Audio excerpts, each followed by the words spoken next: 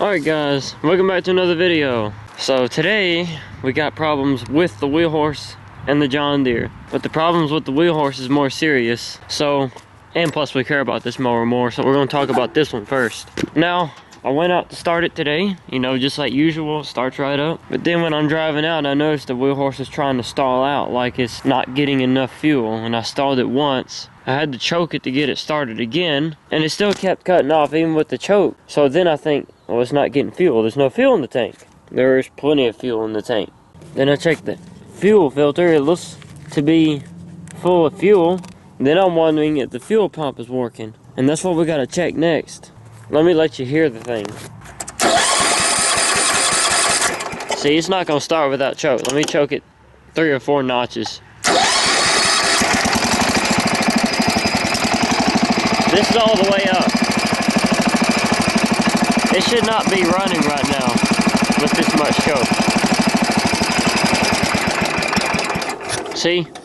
Now it's like it doesn't have any fuel at all. So something clearly is going on with the fuel system.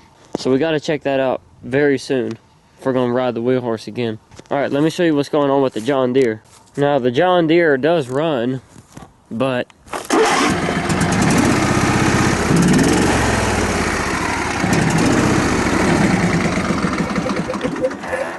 it sounds like it's firing on only one cylinder. So I'm going to use my inline spark tester to see if all cylinders are firing.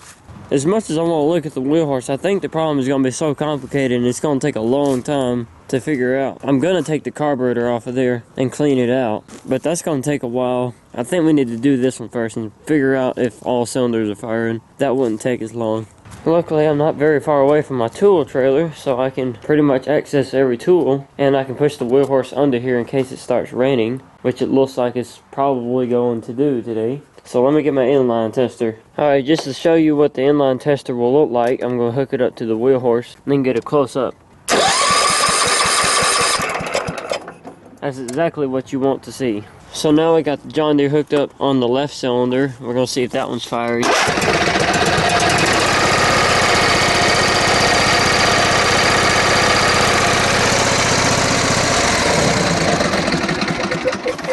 Okay, so we're not getting any fire at all on the left cylinder. Let's see what it looks like on the right cylinder.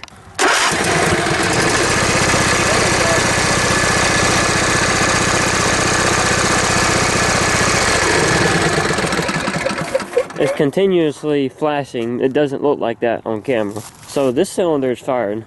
That cylinder is the problem. So we got to figure out what's going on. And it looks like it's starting to rain.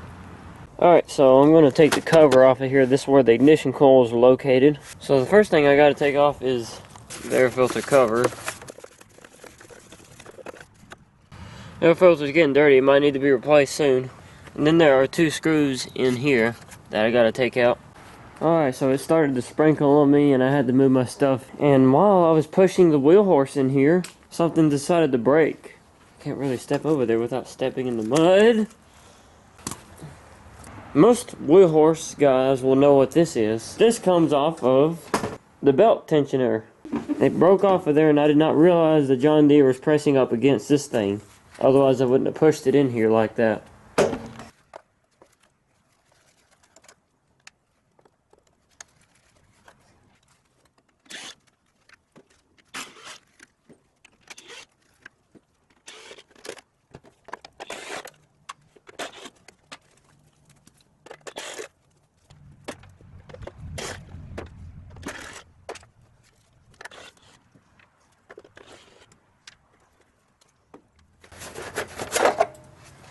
So the ignition coil is right here for the left cylinder. I'm going to pull the kill switch wire out of that one and see if it'll still fire. Because sometimes these kill switches can go bad and will cause a coil or the entire engine not to fire at all. So we're going to try that first.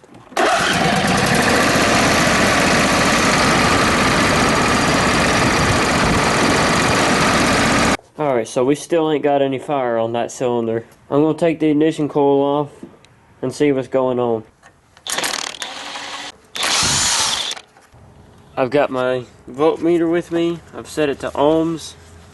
I'm fixing to check the resistance of this coil.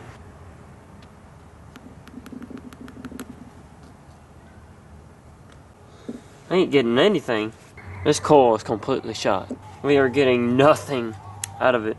Alright, so I've tested this coil and I think that it's the problem. Good. I did the test on the other coil and I did confirm that that one is working, obviously. It's showing like 5.334, which is apparently the spec for these coils. This one is showing nothing, no matter what I do.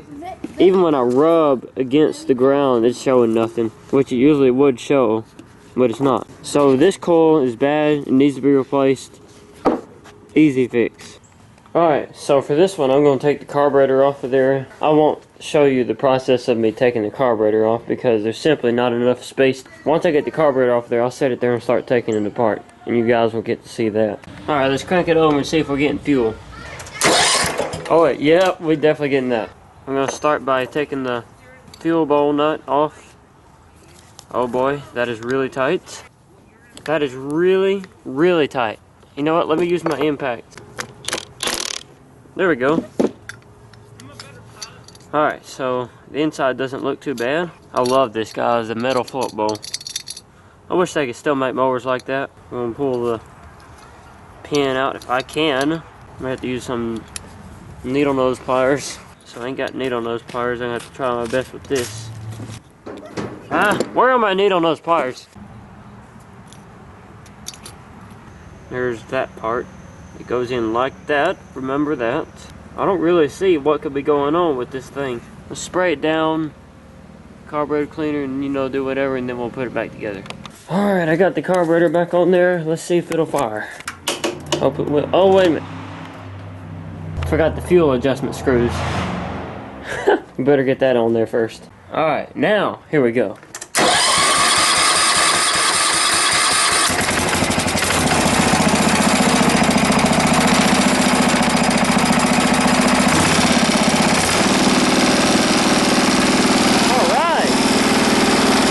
Alright, we got the Wheel Horse up and running again. Let's put everything back together and then we'll tune it later after we warm it up. Now we need to go get the part for the John Deere. We got the Wheel Horse up and running, but the John Deere, I went to 3 different stores. I went to Revelace, Napa, and O'Reilly's, and none of them had it. They said they'd have to order it, which I don't want to do. If I'm going to do that, I'll just order it off Amazon. I'll get it that way. So this is where we're at right now. We don't have an ignition coil on this side for the John Deere. I'm going to order one online. And then when it gets here, I'll make another video. So I hope you guys enjoyed this video. If you did, you know what to do. If you're stopping by for the first time and you wish to follow the channel, please subscribe and ring the bell. And I'll see you in the next video. Thanks for watching.